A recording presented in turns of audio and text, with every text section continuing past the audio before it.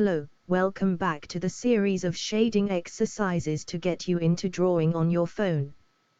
This is the 6th exercise in a series of 10 that teaches you the foundations of good drawing. We use the Paintology drawing app, along with the shade brush to make all the drawings. Just like a pencil and paper, you don't need many digital tools to be able to draw well. The shade brush of the Paintology app is a very versatile and powerful tool for all types of drawings. If you are already familiar with drawing using pencil and paper, you will feel comfortable with the app. With some practice and patience, you should be able to make great drawings right on your phone. Drawing is a great fun hobby, and the reason why so many people take it up. We hope that the Paintology app has brought back the fun of drawing and painting. As you draw, you will find that you are always learning something new.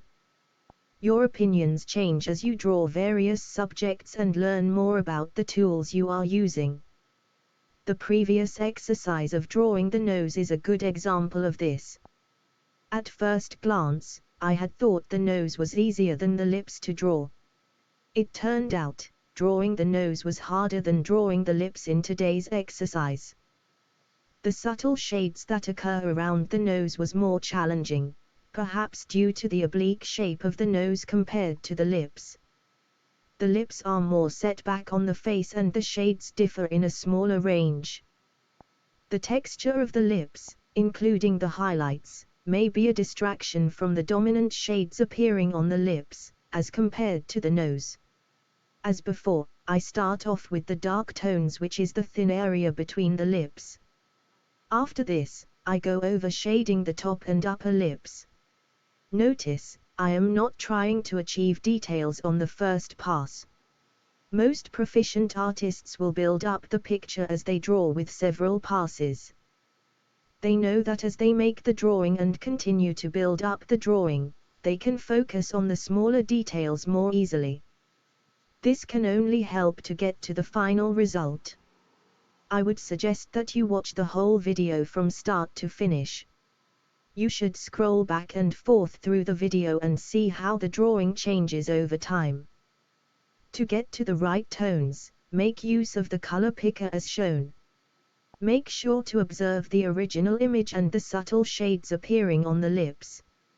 Use the color picker and see how the shades change when you go over various regions of the lips. There are darker tones to the right, and the differences in tones between the lower and upper lips. If you want to blend, you first compare the two tones by using the color picker and then finding the midpoint of these two tones. Select a larger brush size and go over the two varying tones and you will be able to blend this region. These are the nuances of the brushes that you can learn, and you don't need to turn to tools like layers or blending to take a shortcut. The end result is that your drawing will appear as though it was naturally drawn.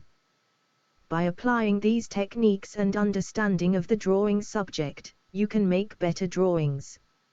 As you can see, drawing is a matter of thinking as much as doing. In the next exercise, we are going to draw the eyes. After my experience with the nose and lips drawing, I am keeping my mind and eyes wide open. Until then, see you soon.